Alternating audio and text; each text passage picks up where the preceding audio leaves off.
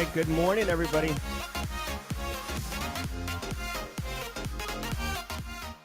Good morning, folks.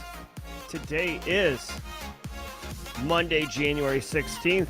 Welcome to episode number 282 of Simply Cyber's Daily Cyber Threat Briefing. I'm your host, Dr. Gerald Auger, and over the next 45 minutes, me, you, Randoc Gaming, and the rest of the chat are going to be diving deep into the top cybersecurity news stories of the day, and I'll be giving you my thoughts, opinions, and analysis on each of those stories on what it means to you as a practitioner, or how you might operationalize that, how you might operationalize that at work today, this week, or just at the macro level, or if you're looking to break into the industry. There's going to be a lot of value here for you, for context, terminology, those type of things. But before we dig into the shows, I'd love to give a shout out and some love to the stream sponsor. Start with my good friend Eric Taylor over at Barricade Cyber Solutions. Barricade Cyber Solutions is dedicated to helping businesses from cyber attacks. Randoc Gaming. What? Did we just become best friends? Yep. Thanks so much for the stream support, Randoc. Genuinely appreciate that. Barricade Cyber Solutions is dedicated to helping businesses from cyber attacks and recover from the damage done. Cyber attacks can cause massive issues for businesses and send dedicated, hardworking businesses, owners, into turmoil, tummy troubles, bring the Pepto. But Barricade Cyber Solutions knows how to mitigate the damage done by cyber incidents. Check them out at barricadecyber.com. Links in the description below. You can see this is the website, Eric Taylor's Barricade Cyber Solutions. Here's Eric's actual calendar. You could hop on the schedule with him today at 11:30 a.m., for example, and have a meeting. Just kind of, it doesn't even have to have, you don't even have to have work for them right now. You could just say, hey, like, here's my business. Here's my, here's how can you help my business? Oh, like, well, let's get this, let's understand what your business looks like. And then if you do get hit in the mouth with ransomware or some other nasty business of cyber attacks, you can just call me. Here's my cell. Let's rock and roll. All right. That's how it works. Also want to throw some love to the stream sponsors, Recon InfoSec. Recon InfoSec's not sleeping on a Martin Luther King Day. If you're in need of service that provides your organization with 24/7 managed detection and response, or MDR, you may have heard it referred to, strongly consider Recon InfoSec. Their transparent MDR offering includes the people, process, and technology needed to deliver full spectrum security operations to orgs of any size. Guys, if you're going to do MDR, which is a great service, I'm telling you right now, MDR is a wicked awesome option in our current, like, I don't want to call it society, but like ecosystem of like protecting organizations while being mindful of budget. MDR is wicked awesome, okay? But you do need people, process, and tech. You can't, some businesses, they just throw tech at it, and it's like, no, like, someone's got to manage this, someone's got to review the alerts and stuff like that. What are we doing here?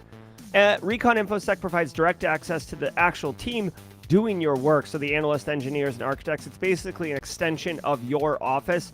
They use SIM and SOAR. They have this platform they built in-house called Artemis that's pretty dope. So the thing is, they're a legit company. The one thing that you should take away is Recon InfoSec does MDR. They do it well. And a key difference that you may not know if you're not in the industry is they are a security company run by security people.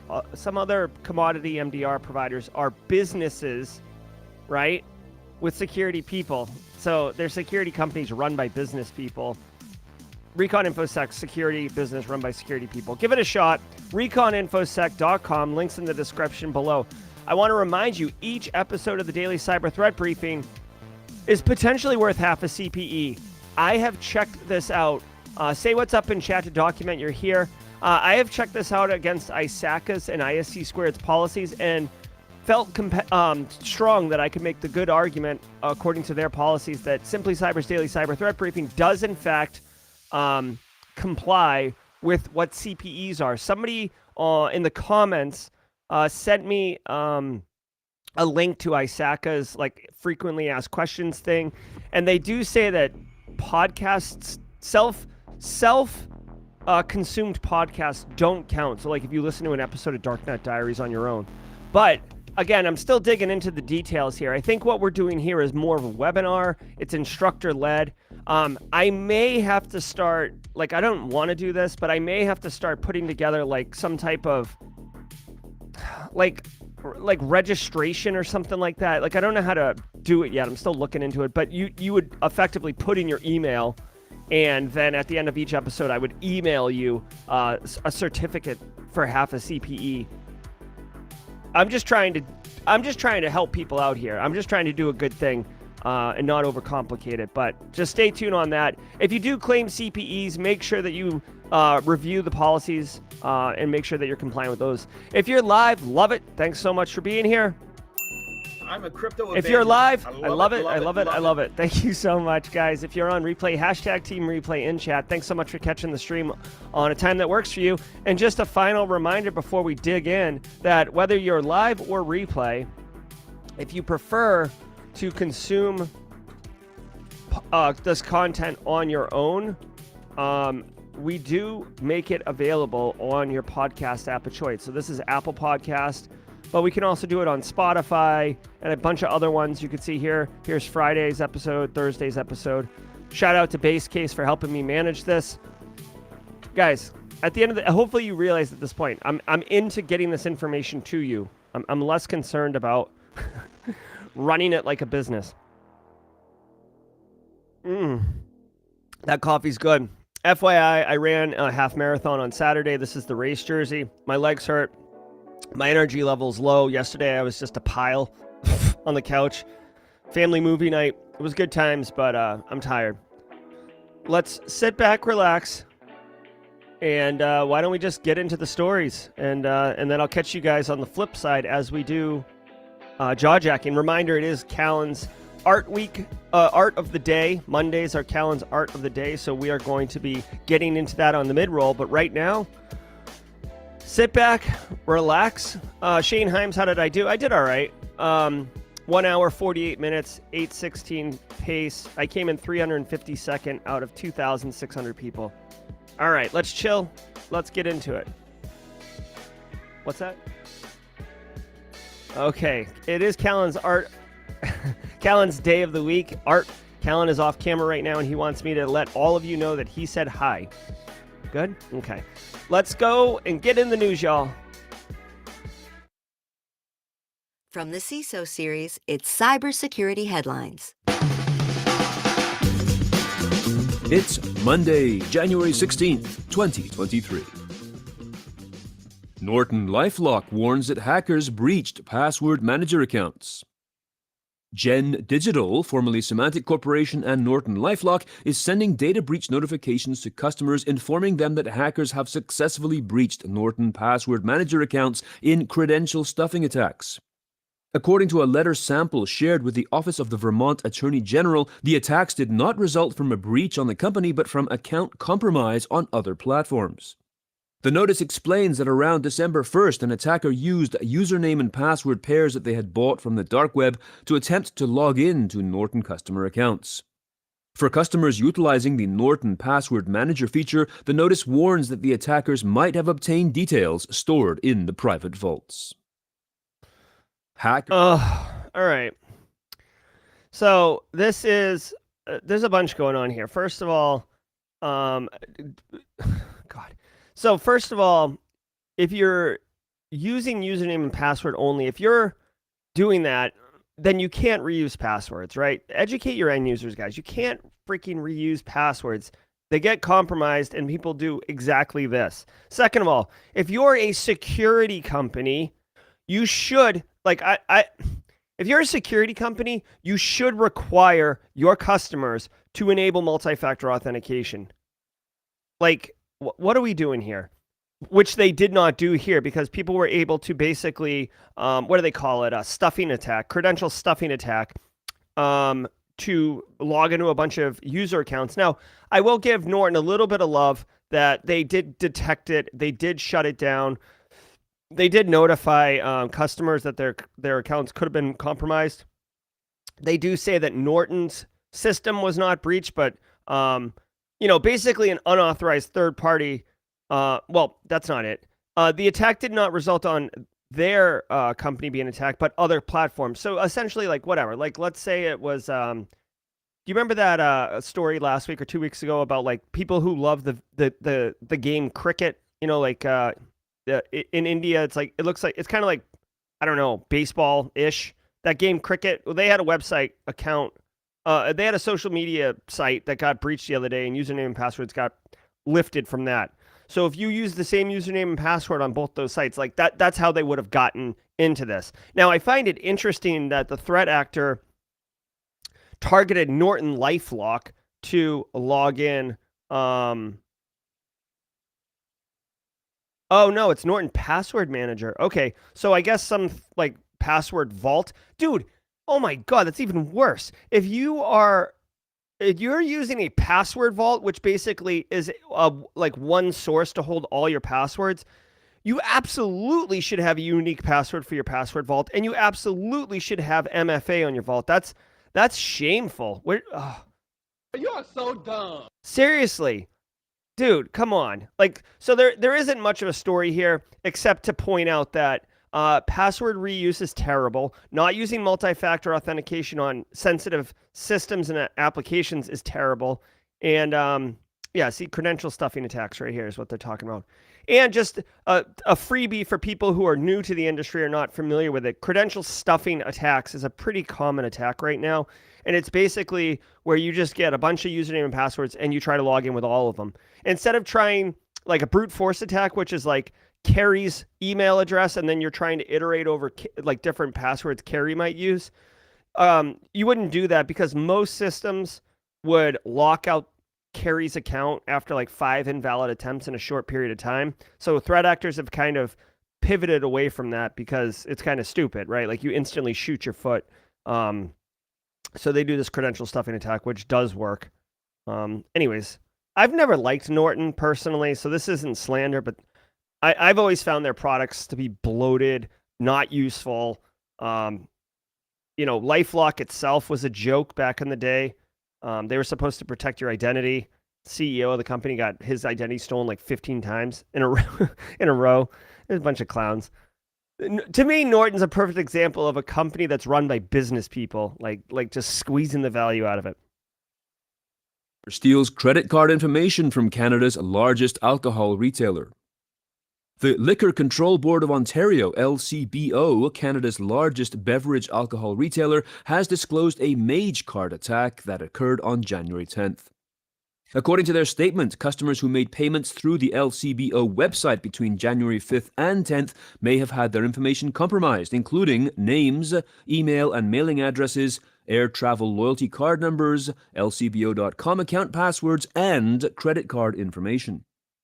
The company pointed out that the security breach did not impact users who placed orders through the retailer's mobile app or their specialty vintageshoponline.com website. Severe security flaw. Whoops, hit the wrong button. My body doesn't exactly work right now perfectly.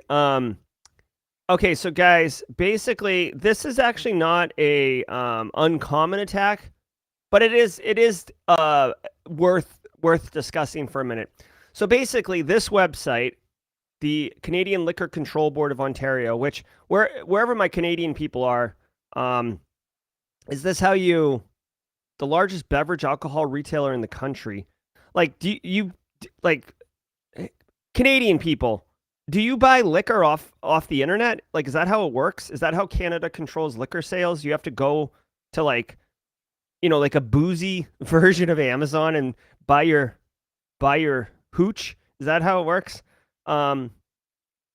Anyways, it could have been CanadianBooze.com. It could have been Amazon.com. It could have been Simply Cyber's merchstore.com. It doesn't matter. Mage card attacks are fairly common. You may actually, if you're going to interview for like a company that has a retail presence, like an online retail a transaction type thing, you may want to familiarize yourself with MageCart, simply because MageCart is like the preeminent, dominant kind of credit card stealing attack or group out there. Essentially, they got control of the website, and instead of defacing it by drawing a pecker picture on it or using it to worm deeper into the organization, they just install JavaScript scripts on the website that does malicious stuff to users who come there and unbeknownst to the users. So I'm going to my CanadianBooze.com. I buy my Wicked Rare Pliny the Elder 6-pack, and I get it delivered to my house, and then I drink it with my buddies, and I'm like, yes, high fives all around. All unbeknownst that my credit card got stolen. So MageCard isn't trying to disrupt operations. They're just like basically piggybacking on you and stealing your stuff. So they discovered it, and they said that if you bought between these 5 days, so the 5th of January through the 10th of January, you probably had your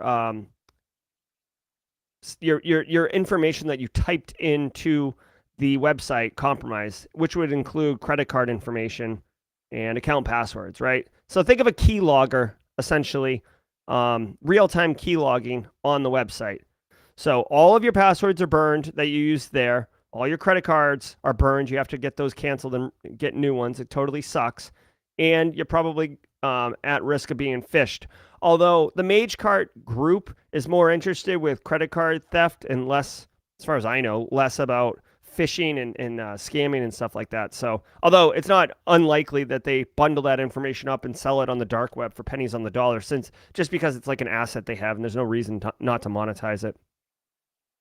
Found in JSON Web Token Library. A high-severity security flaw has been disclosed in the open-source JSON Web Token JWT library that, if successfully exploited, could lead to remote code execution on a target server. Palo Alto Network's Unit 42 researcher Artur Orliash confirmed that remote code execution could happen on a server verifying a maliciously crafted JSON Web Token request.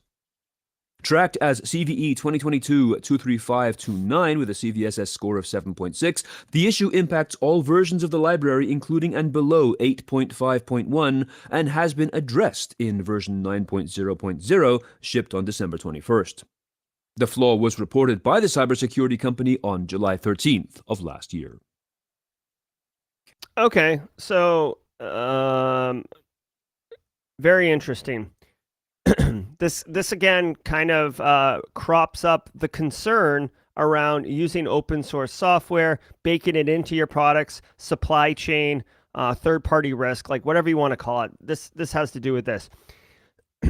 Okay, so check it out. JSON Web Token Library, right? Which is used, I'm assuming it's Python, if I had to guess. This library is vulnerable to a pretty serious exploitation, which can lead to remote code execution, which is pretty bad. The worst is unauthenticated remote code execution. That's the worst. So this isn't great. Let's see what they gave it a CVSS score of 7.6, which is high. Oh, now it's got a 9.8. So NIST National Vulnerability Database gave it a 9.8, which is more likely. I was actually kind of confused why it was so low, 7.6. So it just goes to show you, like, I'm guessing GitHub, since it's a flaw in a code library that's hosted on GitHub. I guess GitHub gave it its own score based on there's a formula for calculating the CVSS score, and you can look at these two and you can see where they disagreed. So the privileges required, they say low here, and they say no privileges are required. They also say the availability attack would be high, and they say the availability attack would be low. So GitHub has downplayed this as far as the severity goes. But to me, this is pretty gnarly, right? If someone can execute remote code execution on your box, that's not good. Long story short, if you are using, obviously, if you're using JSON Web Token, fix that. It sounds like all you have to do is, it's been fixed, so just import the updated library. Make sure that you're keeping your libraries current. If you work in an environment that has R&D, that has software developers, make them aware of this, share this with them. Yeah, and just be mindful. Like this, it's JSON Web Token today. It could be anything tomorrow. JSON Web Token is written and maintained by Okta. That's pretty cool. Oh, it's a JavaScript module. I said Python, but yeah, 10 million weekly downloads. I wouldn't be surprised. Well, here, I'm always helping defenders out. If you're an attacker, if you're a red team operator, if you're a pen tester, be mindful that this is out here and you might be able to take advantage of it because people do fix their embedded libraries slowly. So you could exploit this in the window that it's still available to attack and get those jewels and win that client engagement. All right. I'm tired, guys. Researcher gave it a 7.6 exactly. All right, let's keep going. Cacti servers under attack as majority fail to patch critical vulnerability. A majority of internet-exposed Cacti servers has not been patched against a recently patched critical security vulnerability that has come under active exploitation in the wild. This is according to attack surface management platform Census, which found only 26 out of a total of 6,427 servers to be running a patched version of Cacti. The issue in question relates to CVE 2022-46169 with a CVSS score of 9.8, a combination of authentication bypass and command injection that enables an unauthenticated user to execute arbitrary code on an affected version of the open source web-based monitoring solution. All right. Yeah, BSEC, I am tired. Hopefully it's not coming through in the stream as just like a exhausted guy. So I literally just told you guys the worst is unauthenticated remote code execution, which is what this Cacti vulnerability is. That's why it's a 9.8. This was reported like a couple months ago. If you're running Cacti, which I think is a web server, if I'm not mistaken, and you can find these things super easy by using Shodan and finding the fingerprint. Looks like, I mean, it's here, this screenshot actually is a screenshot of someone exploiting the vulnerability to get, looks like a reverse shell on the box. So, or maybe not a reverse shell, maybe just a shell. Anyways, that's actually getting it. If you're running Cacti, you absolutely need to fix this. The fact that, by the way, so the fact that this says 9.8, but this screenshot is clearly showing that there is proof of concept exploitation out there, probably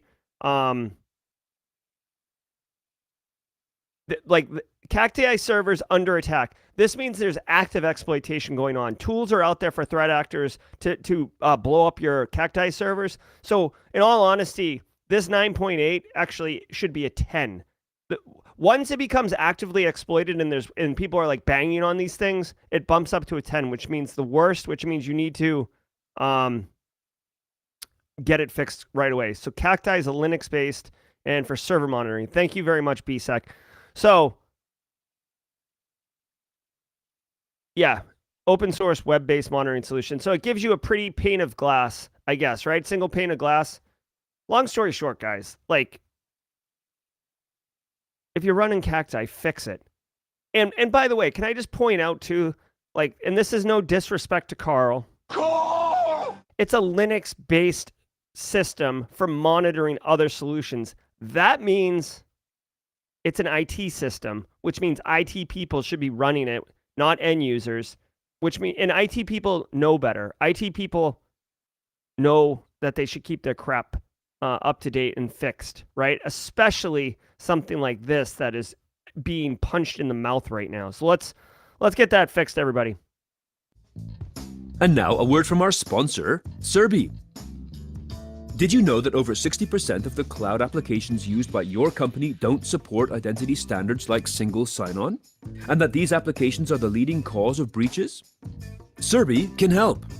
Serbi discovers new applications, eliminates manual security tasks like offboarding, and addresses misconfigurations like disabled 2FA while increasing employee productivity.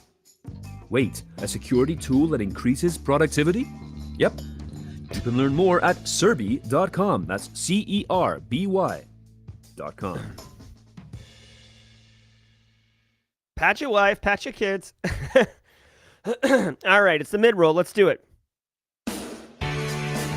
Have a sip of coffee, y'all. Good morning to you. All right. Want to say thank you to all of you for being here today. I know the energy's low, but I'm trying to bring it. It is a holiday here in the United States, but no days off for Jerry.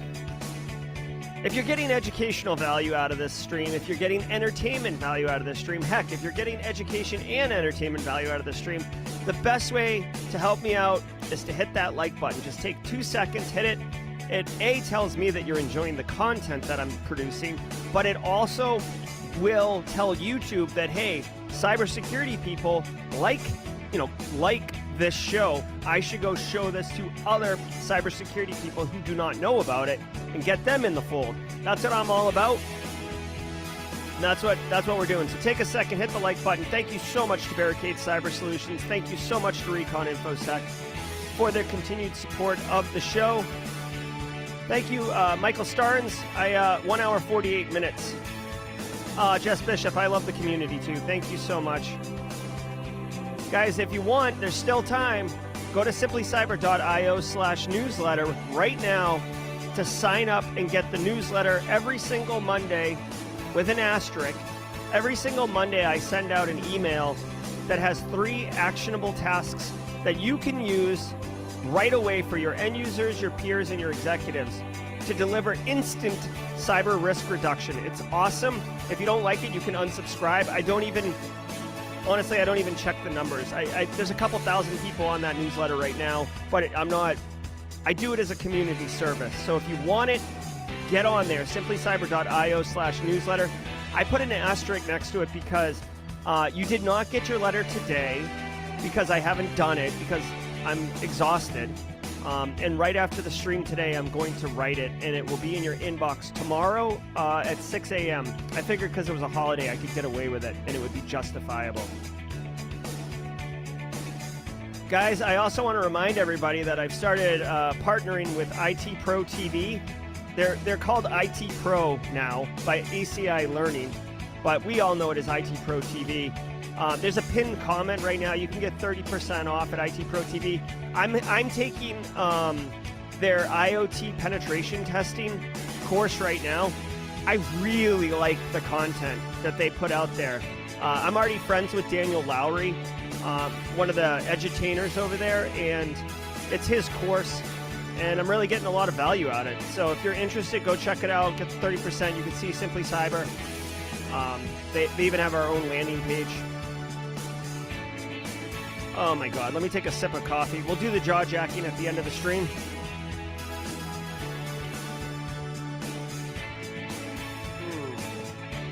So good, so good. All right, guys. Let's wait. Let's do the la la la la's. 1 second. Oh my God. Ugh. Hope you're all having a wonderful day. Hopefully, if you're having to work, I hope it's a slow day. If you got the day off, I hope you enjoy the 3-day weekend. Let's get those likes up. That's right. Take a second while you're waiting for the la la la la's. Get that coffee. Here we go. La la la la. La la la la. La la la la. All right, guys, let's get back into the news. We'll limp over the finish line. Cisco warns of 2 vulnerabilities affecting end-of-life routers.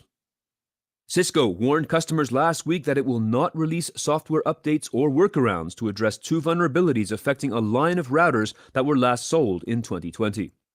Cisco small business router models RV016, 42, 42G, and 82 are affected by 2 vulnerabilities known as CVE 2023 20025 and 20026, rated 9 and 6, respectively.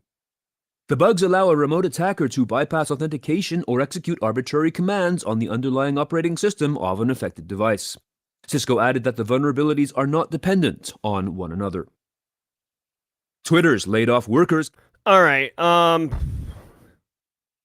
So a couple things here. One, as I said, like, dude, this is like the story of this has been the theme of the day. Remote code execution, unauthenticated remote code execution. This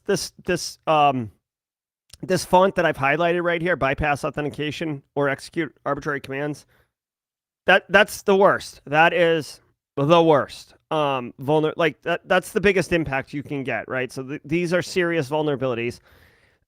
If you're a small business, or if you're an MSP supporting small businesses and you're running Cisco RV016, 042, 042G, or 082, you are vulnerable. These routers are not supported anymore by Cisco. They haven't been since 2020.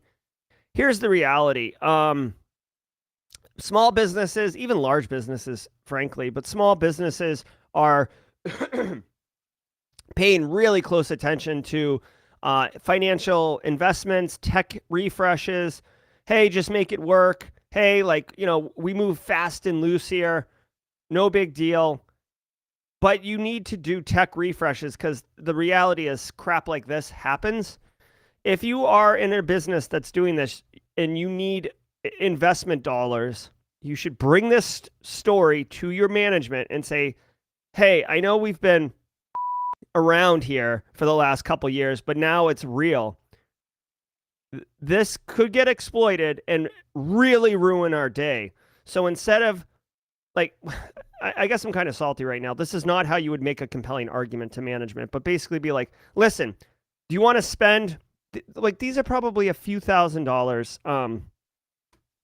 If you go them through a VAR, hold on, Cisco small business router CDW, right? Let's just check. I'm kind of curious. I'm just kind of curious. What are we talking about here? There's a Cisco. $1,100, okay? Or 13,000. I mean, it's not cheap. 2,800. So you can see the prices are all over the map. But you might be able to get in there for, say, $3,000, right? Let's just say $3,000, okay? You could be like, listen, guys, if we get exploited, I guarantee you it's going to cost us more than $3,000. It's going to cost more than $3,000. So what are we doing here? Are we serious about this business, or are we jerking around? Give me the card. Give me the credit card. Just give me the credit card. I'm going to buy the routers. That's what we need to do here. And then also, mind you, don't forget to decommission these routers that you're operating in your environment. That's an important thing to take away too. It's one thing to put in new tech and refresh your tech. Whether it's a router, an application, an IoT camera, I don't care what it is. You need to do system lifecycle, which includes taking the system offline, decommissioning it, putting it in a dumpster. I don't care. But leaving it online, leaving it with an IP address, walking away from it, that's not cool. That's not cool. You can't do that. It's still attack surface, right? You should be, as a practitioner, you should be giddy at the opportunity to decommission a piece of tech, especially if it's an end-of-life piece of tech. I get up in the morning to decommission some tech, man. Think about it. It's the easiest way to reduce attack surface. Just make sure when you're decommissioning it that you have to make sure that there's no entanglements, right? Is somebody depending on this piece of tech for critical operations? I mean, you have to do the work. You can't just, as fun as it would be to just walk into the server closet and kick the router out of the rack and feel good about it. That's not how it works. So you got to do your due diligence and make sure that it's not critical, but decommissioning stuff would be cool. Cannot pursue claims via class action lawsuit. Twitter has secured a ruling that will force several laid-off workers who are suing over their termination to pursue their claims via individual arbitration rather than a class action lawsuit.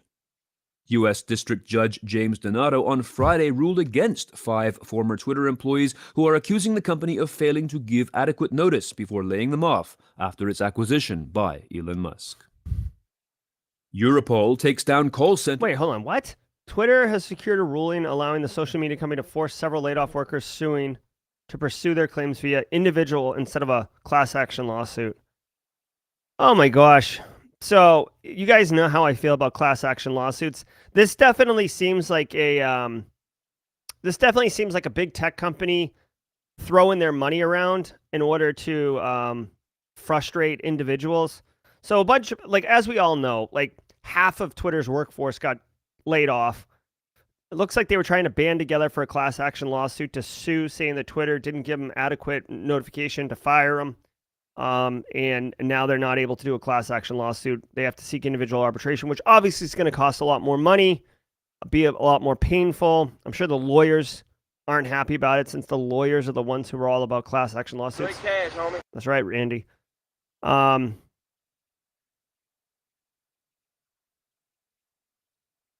So apparently agreements that they had signed with the company said that they would not do class action lawsuit. That's another thing, dude. Guys, if you ever get fired or laid off, this is a pro tip, okay? And this is do your own research, but this is what I would say. If you get laid off, okay, the company is going to ask you to sign paperwork when you're being laid off, right? Don't sign it, okay? And if they tell you that you won't get paid until you sign the paperwork, that's not legal either, right? Like, you've earned the money. It's your money. At worst, you can say, oh yeah, no, I'm happy to sign this. I just need my lawyer to review it first, right? Like, what are they going to say? No, like, no, you can't. Like, you're not leaving this room until you sign this paperwork. Like, even more sus. But typically when they make you sign that paperwork, you're kind of caught off guard. You're emotionally distracted. And it's typically taking away all your rights, basically. So be mindful of that if you do end up getting laid off, which I hope you don't, but right now we're in a tough spot. So anyways, let's go on to the next story. That scam people out of 2 million euros. International police have arrested Yeah, they do make you sign a severance package. They'll make you sign, but still, like, I feel like there shouldn't be a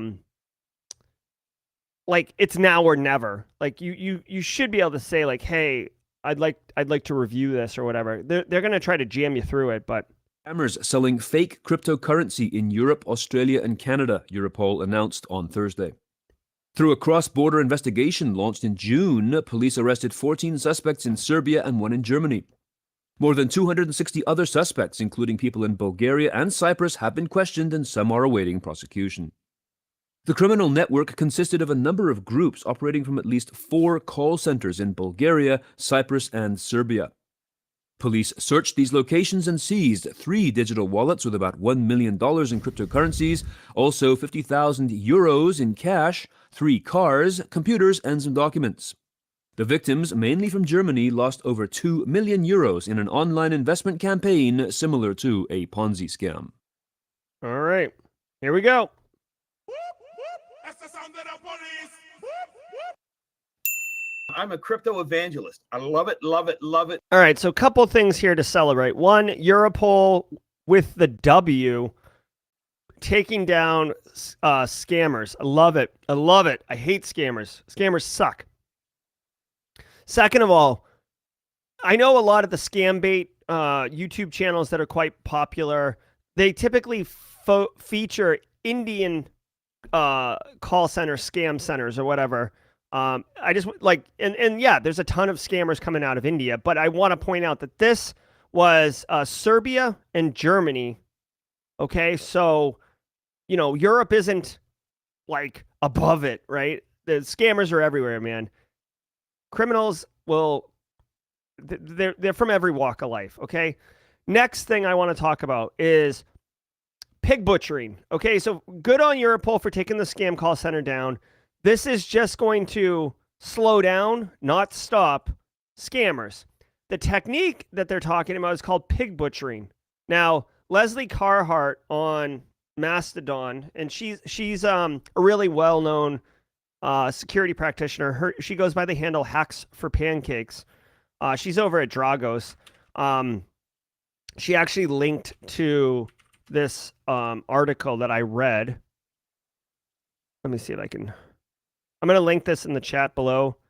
If you don't know what pig butchering is, I'm going to explain it right now, but it is worth going a little deeper and reading this particular Wired article. Thanks again to Hacks for Pancakes for sharing it.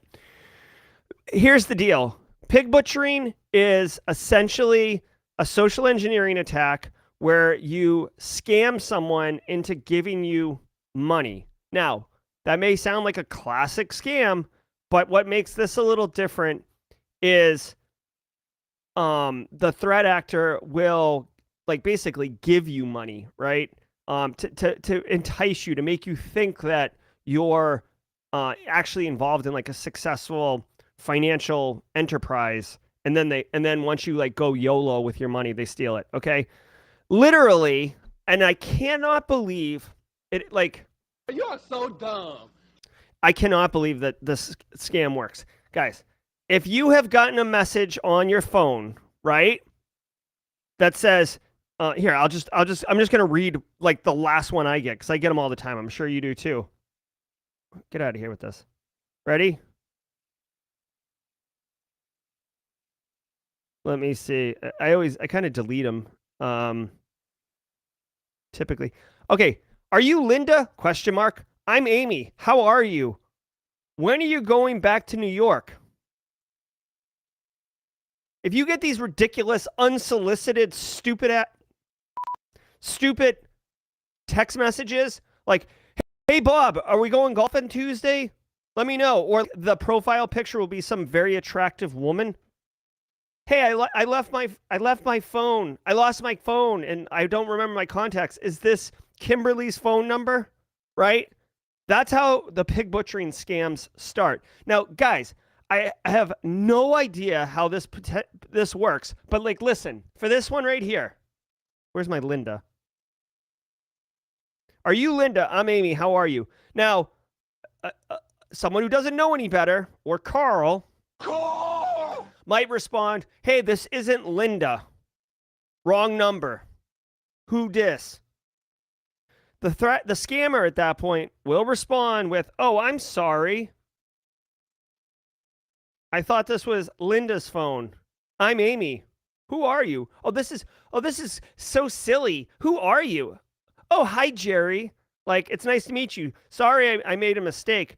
I was waiting. I couldn't wait to tell Linda about this unbelievable financial opportunity that I discovered. Straight cash, homie. Here's a link to it. Go check it out. Seriously, we're making so much money. Okay, and this is where it becomes pig butchering, because once I go to that site and I'm like, oh, this is kind of interesting, and I put in, say, $100, right? No real risk to me. I mean, I could lose $100 and not, like, be devastated. But I put the $100 in, and then Linda messages me and is like, oh my God, I saw that you put $100 in. I can't believe you made 10x on that. Look at your account. There's $1,000. And then I go into the account and I take out $500, and then I got $500 in my hand. And I'm like, this is straight cash, homie. This is real. Holy crap. And then I get greedy, right? If I put in 100 and I get 1,000, what if I put in 50,000? What if I take a home equity line of credit out on my house? What if I cash in my 401k? This is a deal of a lifetime. I'd be a fool not to take advantage of it. And then you know what Linda does? Linda's actually named Bob, and Bob takes all our money because the platform we've been playing in is a complete farce. The money they sent us is literally some other victim's money that they're just handing to us to get us to believe the scam is real. And then they straight slap us in the mouth. We lose our money and we're a victim. So yeah, for Europol to take these guys down, hell yeah. Suck it, scammers. Last week in ransomware. Lockbit definitely took center stage in the ransomware news last week with their attack on the UK's Royal Mail Service, which is considered a critical infrastructure in the country. The ransomware attack encrypted the computers used to print customs dockets required for international shipping. In other news, Vice Society claimed responsibility for the ransomware operation that attacked Fire Rescue Victoria in Australia. The Cuba ransomware operation has been exploiting the Microsoft Exchange OWASP, that's OWASSRF flaw, and as a result, CISA now requires federal agencies to patch this flaw by the end of January due to its active exploitation by both the Cuba and Play ransomware operations. All right, so oh God. If you're running Microsoft Exchange on-prem, why? I'm sure there's good reasons, but you should be working towards getting off of that. Okay, just a pro tip. Yeah, I mean, guys, ransomware is ransomware, right? Like it's so often, it's so frequent that now there's like weekly roll-ups. So Royal Mail got hit last week, so your packages aren't being delivered as fast. Vice Society, which claimed to be a, focused on education sector, famously took out Los Angeles County schools. I think they attacked a couple colleges. They also attacked the fire rescue in Australia, which would be like the 911 for fire and paramedics. There isn't much I mean, there's nothing to say here. Okay, like it is what it is. Lockbit continues to be number one, and it's because it's ransomware as a service. If you're interviewing for work, you should definitely be familiar with ransomware as a service as a concept. It's the most modern take on ransomware. So if you know about it and you can kind of explain it, it would indicate to the person interviewing you that you are current on InfoSec, and it could help differentiate you as the candidate that they roll with. All right, guys, let me do that. If you were here just for the news, this is where we get off the bus. I'd love to thank all of you for being here today. 157 of you beautiful people, 161 of you actually. Not bad for a holiday. I want to remind everybody, this guy right here is Ian Garrett. He's going to be my guest Thursday on Simply Cyber Live. I met Ian at Wild West Hackenfest. Just sat next to him at a lunch, and we struck up a conversation. Very smart guy. He is the CEO and founder of a company called Phalanx, and it's his second or third tech startup. And he said, Jerry, like, I know, like, I've gone through this multiple times. He's young too. He's like, I've gone through this multiple times. Anyone can have a startup. It doesn't need to be intimidating. It doesn't need to be like, oh, I've got to have, lots of money, lots of degrees, whatever. He's like, anybody can go from zero to startup in 90 days. And he's going to come on, like, literally, he's going to tell us how to get venture capitalist dollars, how to do a business plan, how to sell the idea. Like, and a lot of times the startup, the whole goal is to get acquired or exit, i.e., if you're taking venture capitalist money, they're investing it because they give you $1 million. They're expecting, $2 million back, right? That's the whole deal. So the goal is to exit at some point. He's going to tell us all of that. To me, it's very comforting, and it's like comfort food. It's very easy to take a corporate job and have the protections of, 9 to 5, benefits, all that crap. Although you take on the risk of being laid off unexpectedly. Or you can launch your own company and take on a little bit more risk, but also, it's risk and reward, guys, right? The higher the risk, typically the higher the reward. And in this case, Straight cash, homie. be your own boss, straight cash, homie. So come join us. It'll be fun. If you are here for the news, I bid you a farewell. If you're here for some jaw jacking, let's boogie. Look at me. Sure. I'm the captain now. Jaw jacking's the captain now. All right, let me talk to chat. Hope you guys are well. Good to see you, Kimberly. How was the half marathon? I've been thinking about doing 5Ks and a half marathon. BSEC, thanks so much. Yeah, this is the race jersey for the Charleston half marathon.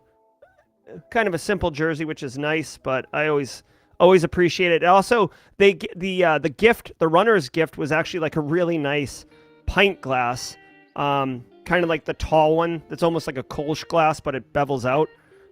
That was the gift. I ran it in 1 hour 48 minutes. I came in 352nd place out of 2,600. If you Google, hold on, Charleston, South Carolina, half marathon race results.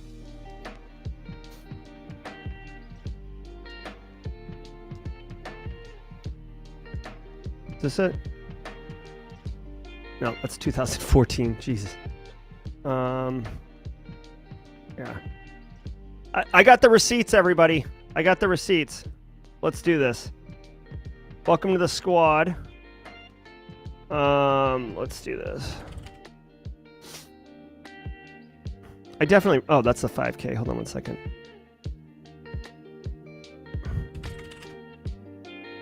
There we go. My cousin Brian flew into town. We ran it together. I came in 382nd place. I was slightly off. 1 hour, 48 minutes. Not bad. Not bad. Thanks for asking. If you get a friend to join you and keep you committed, Joel, it's great. Yeah. Yeah. You know what was terrible? Check this out. This is what was terrible. The weather. The weather was so bad. January 14th, 2023. I like showing you guys the receipts instead of me just telling you, because then you're like, you know, I'm not BSing you. Let me see. I can't go backwards. Basically, it was 35 degrees and I was running into a headwind for most of the race. It sucked. That part really was bad.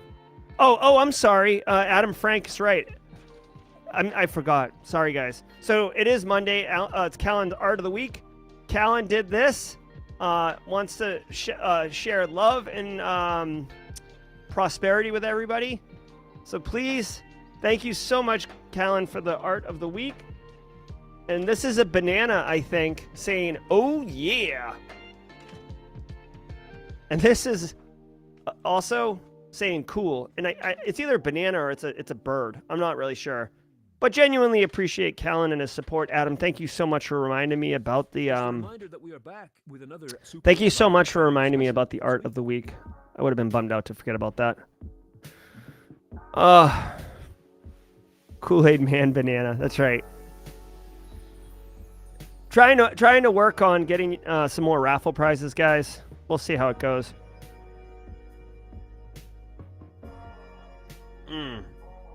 Coffee's so good. Oh, thank you, Harish. Yeah, I'm just I'm a leader who serves, right? I'm a steward of information.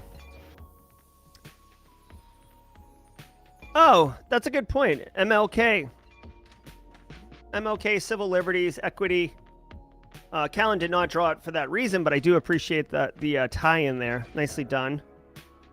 Oh, cool. Andrew Nakamura finished the Recon NG course. Yeah, I completed it as well. Andrew, did you stand up a Raspberry Pi or anything like that and actually do it? I'd be curious. I did it at Raspberry Pi. It was really, really great. This is the course that Andrew Nakamura is referring to. OSINT using Recon NG. Great course. You can see I've already completed it, but I gave it away as raffle prizes last week. Pretty good. Joe Gray, the guy who's the instructor, definitely knows what he's talking about. Did Cali on VirtualBox. That's a great option, too. Thank you so much, Kimberly, for the kind words. We need a raffle price for IT Pro. That's a good point. I might be able to get like a free month or something and raffle those off. Let me talk to my people over there. This song's kind of like, I'm not... Yeah, I love it. I'm giving 90 minutes every morning before touching coffee caffeine because it's supposed to prevent crashes. All right, Steve G, you run with that. See how it goes. Report back. Put you guys up on chat again.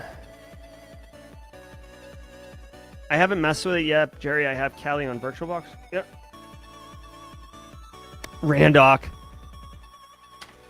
Guys, the Cyber 101 course is coming. Maybe I'll work on it today. I do have some time today since one of my jobs, I have PTO or it's a holiday. All right. I am working on the Cyber 101 course. I wonder if I can show you this. If you guys are interested, I might be able to show you a little bit about it. Let me see.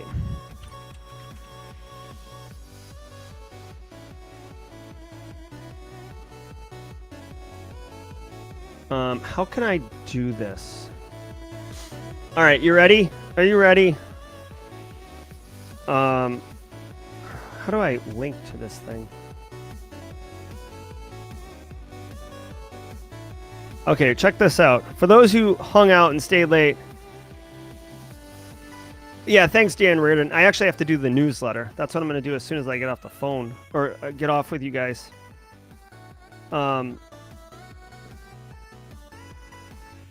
So this is the cyber course.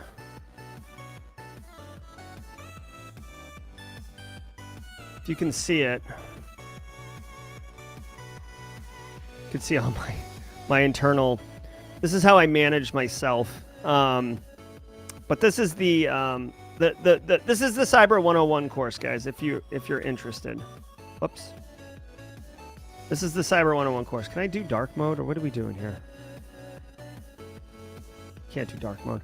Anyways, module 1, technology primer is module 2, people primer is 3, process of threat actors is 4, how to weaponize the internet for fraud, including the scammer stuff I told you about, denial of service, different types of malware, InfoStealer, wipers, the history, Morris worms, tech and ops for enabling defenders. So, you know, MDR, MDM, EDR, firewalls, cyber espionage. Obviously, got to throw some GRC love out there, right? I'll do a crypto thing, even though I hate crypto. All about vulnerability management. Could probably break this into its own course. And then we'll wrap up on cyber warfare, the history, APT, Ukrainian IT army to bring it into 2022. This is the course as it stands right now. Yeah, it is massive, Kimberly. It is massive. This is a full college course. Like this isn't like the GRC analyst masterclass is wonderful, but it's like 8 hours. This is like probably 30 hours of content. I'm actually deciding. I'm deciding whether or not I make it 2 classes or just 1 class, and then I also have to figure out like what I'm going to charge for it, what the price is going to be, and then all the other stuff. Like making the content is only like one part of building a course. There's like other parts of it. Like I got to do all the transcription for the course. I've got to make intros and outros. I learned a lot from doing the GRC Analyst Masterclass, and I'm taking IT Pro TV classes right now, and like there's a lot of interesting lessons learned on how I can make my second course, the Cyber 101 course, like super awesome. Thank you, Randock. What? Did we just become best friends? Yup. I love it. Thank you so much. I've had a couple people reach out and tell me that they'd love to be beta testers. I appreciate that. I use Notion, Kimberly, to organize my life. Notion. Not only IT, so it will be part of my Teachable, Simply Cyber Teachable. And then, because the thing is, TCM is $29.99 for all their courses, which is really cool. For the amount of work that this course is going to take, I think I might charge a little bit more than $29.99, or break it into 2 courses. Like those are the options.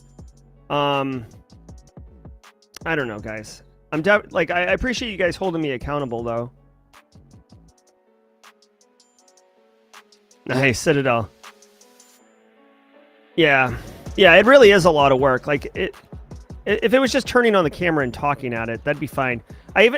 Guys, I can even tell you, like, I actually recorded the first like 5 videos, and like a jackass, I didn't review them after each one. So I did 5. Spent like 2-3 hours on it, and then I went back and my microphone wasn't turned on, so it's just 5 hours of content of me going. So have to reshoot all of that. Thank you, BSEC. I'll take that under advisement. Thank you.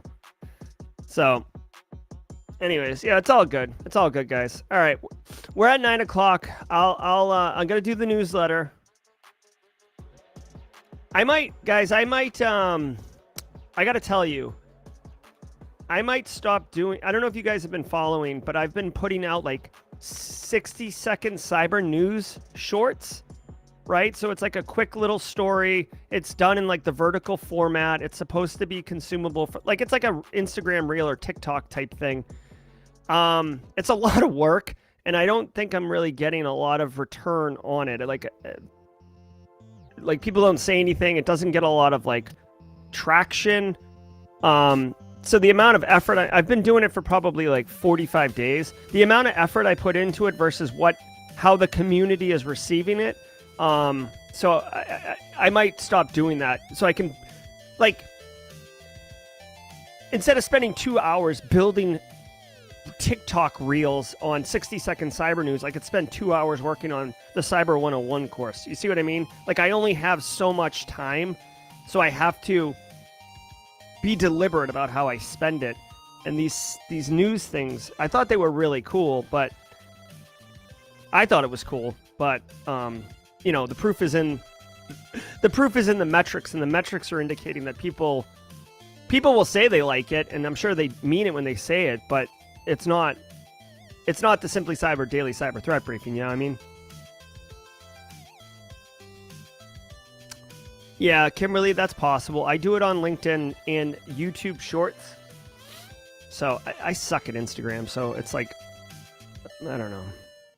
Thank you, Carrie.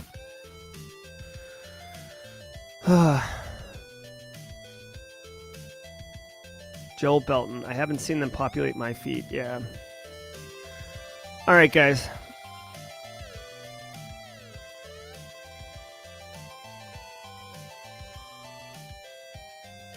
I'm not sure what you mean one-on-one, Suleiman.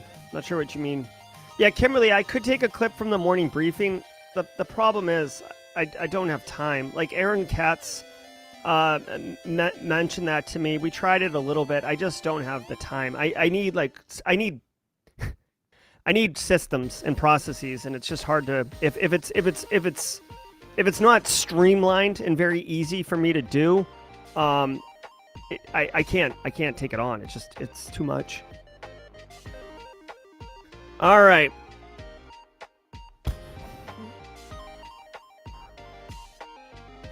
Looking at chat here. Thank you, everybody. If you were here for the news, like you're all up in the jaw-jacking space right now. Oh, you're referring to the course? Oh, the 101. I see what you mean. Yeah. Thanks, Suleiman. Oh, no, Dan. If I was going to get burned out, it would have happened a while ago. I basically have 2.5 full-time jobs. I don't know if you guys know that. I have 2.5 full-time jobs. And you know, a wife and family. All right, guys. Much love, respect. We do have some emote slices when I get time. I think I might do Antoine Dotson emotes. All right, guys. Be good. Appreciate you so much. This is the Simply Cyber Daily Cyber Threat Briefing. We'll be back tomorrow at 10 a.m. Eastern Time. Remember, Tuesdays and Thursdays are 10 a.m. for until the summer, because I teach at the Citadel on Tuesdays and Thursdays at 8 a.m. So I cannot also be doing the Simply Cyber Daily Cyber Threat Briefing at 8 a.m. Oh, Haircut Fish. Don't forget how to crush your first 90 days video on the Simply Cyber YouTube channel. Take advantage of that. Have a good one, Jonathan. Have a good one, Harish. Take it easy, Akil. Take it easy, Edward. Be good, everybody. I'll see you tomorrow at 10 a.m. Thank you. Thank you, thank you, thank you. We'll see you in the next one. Bye, everybody. Wait. Thanks so much, and until the next time, stay secure.